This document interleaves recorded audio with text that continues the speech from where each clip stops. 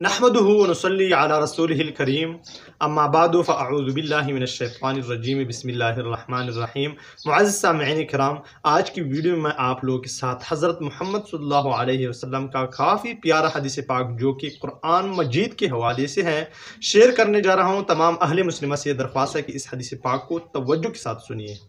بسم اللہ الرحمن الرحیم۔ ابو ذر رضی اللہ تعالی عنہ حضور اقدس صلی اللہ علیہ وسلم سے نقل کرتے ہیں، معزز سامعین کرام، ایک بار حضرت محمد صلی اللہ علیہ وسلم پر درود بھیجیں کہ تم لوگ اللہ جل شانہ کی طرف رجوع اور اس کی یہاں تقرب قربت اس چیز سے بڑھ کر کسی اور چیز سے حاصل نہیں کر سکتے جو خود حق سبحانہ و تقدس سے نکلی ہے، یعنی کلام پاک قرآن مجید سے زیادہ بڑھ کر کسی اور چیز سے آپ لوگ اللہ جل شانہ سے تقرب زیادہ حاصل نہیں کر سکتے۔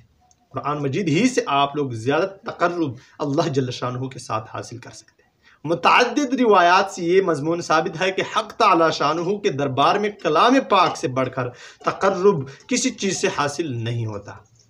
امام احمد بن حنبل رحمۃ اللہ علیہ کہتے ہیں کہ میں نے حق تعالی شانہ کی خواب میں زیارت کی تو پوچھا کہ سب سے بہتر چیز جس سے آپ کے دربار میں تقرب ہو کیا چیز ہے؟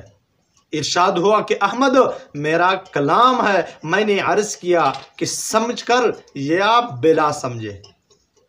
ارشاد ہوا کہ سمجھ کر پڑھے یا بلا سمجھے، یعنی اس کے معنی آپ لوگ کو سمجھ میں آئے یا نہ آئے، صرف اس کی تلاوت کریں، اس سے تقرب حاصل ہوتی ہے۔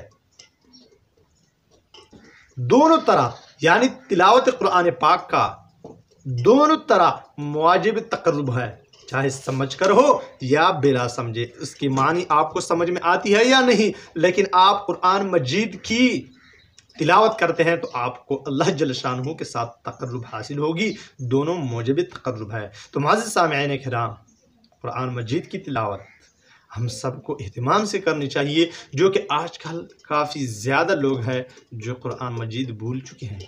پورے دن تو چھوڑو، پورے مہینہ سال و سال وہ قرآن مجید کو نہیں اٹھاتے۔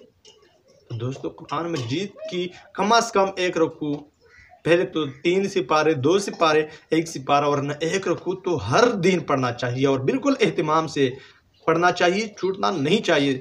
کبھی بھی دن میں ایک بار 1 رکوع اللہ جل شانہ کی قرآن پاک کو بھی دیں، 1 رکوع دن میں پڑھیں۔ وآخر دعوانا ان الحمدللہ رب العالمین۔